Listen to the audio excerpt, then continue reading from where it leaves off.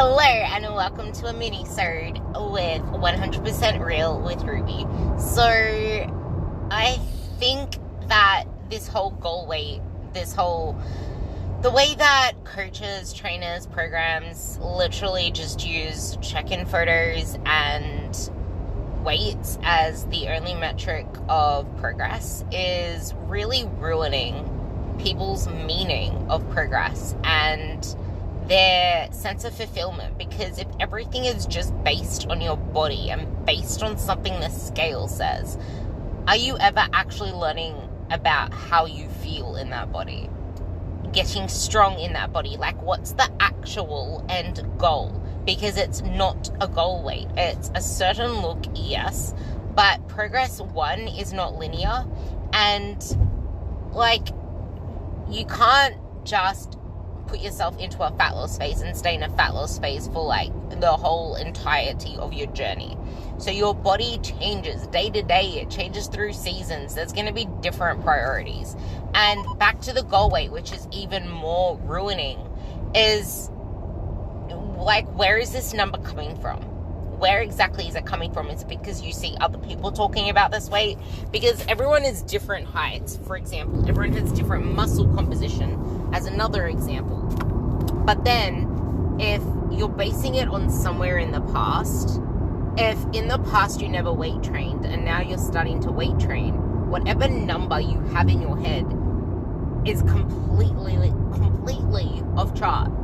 Because once you start to strength train, you start to build muscle, and muscle weighs something. And people have it in their head that muscle and training makes you bulky, but no, it doesn't. You want this toned, athletic look, and these people that look lean and fit and athletic.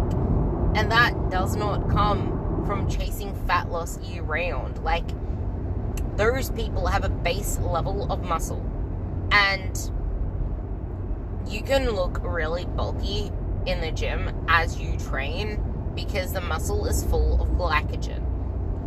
It's full of water. It's inflamed because it's full of blood and you're working the muscle. Like, I look chunky as hell while I'm training in my videos anyway, when I watch them over.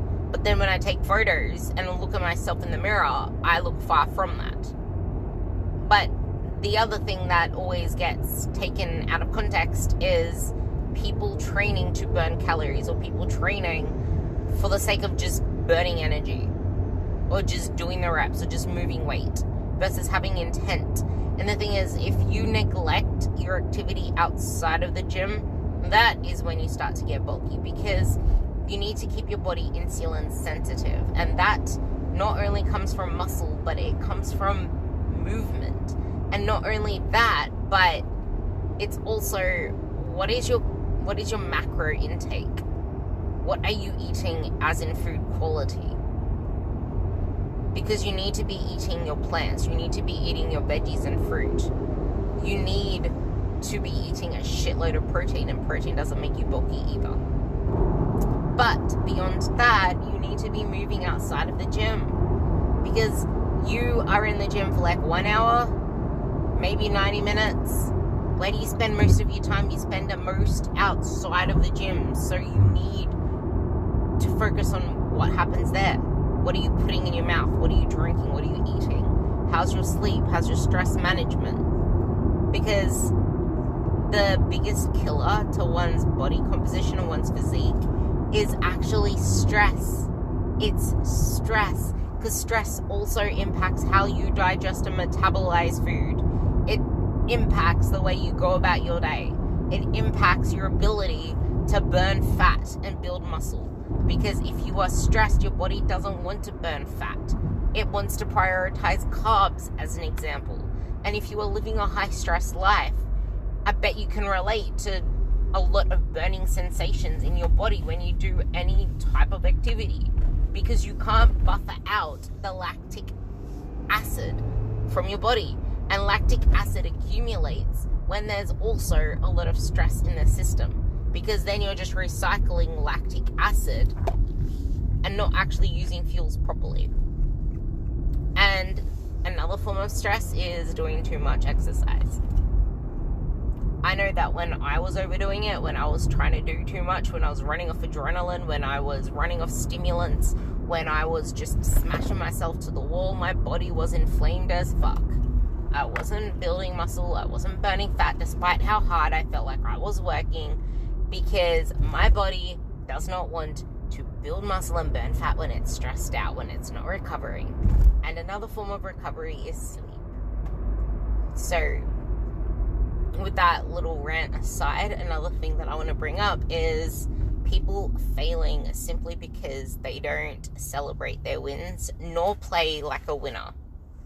Because how can you be a winner if you're never playing as one? If you're playing to not lose versus playing to win. And playing to not lose is what 90% of people do. You're focusing on everything that you aren't yet. You're focusing on everything that you didn't do enough of, or that wasn't good enough, versus what you are doing and what you're good at. And that is one of the biggest flaws of the human race, pretty much, because we keep striving for this perfect that doesn't exist. And in striving for a perfect and for 100%, when literally none of those can be tangible, like, quantify good enough. Quantify what perfect is. Because one person's meaning of perfect and one person's meaning of good enough or doing enough is different from the next person's. And if you keep using some metric that cannot be quantified or substantiated, how happy do you think you're going to feel? What are you striving for? It's literally a scapegoat, because you're using it as a reason to not struggle, to not fail. Oh, because I couldn't do it perfectly, so why bother? Oh, I'm not going to sit with the discomfort because I'm chasing this, I'm chasing that. But what I'm trying to get to is the feeling of confidence and happiness comes from the feeling of pursuit. Pursuing something, going after something. It's not in achieving it itself. It's in the pursuit. It's in pushing yourself. It's in putting yourself first and showing yourself what you're capable of. That is confidence. That is happiness. That is satisfaction. It's the way dopamine works.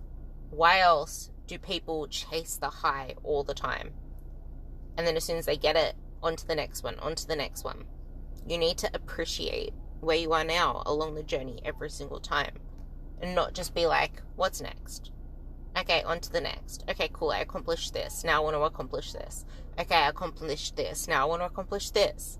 Like, of course you never feel like you win. Of course you always feel like you struggle, because you're always shooting for something. You're never celebrating.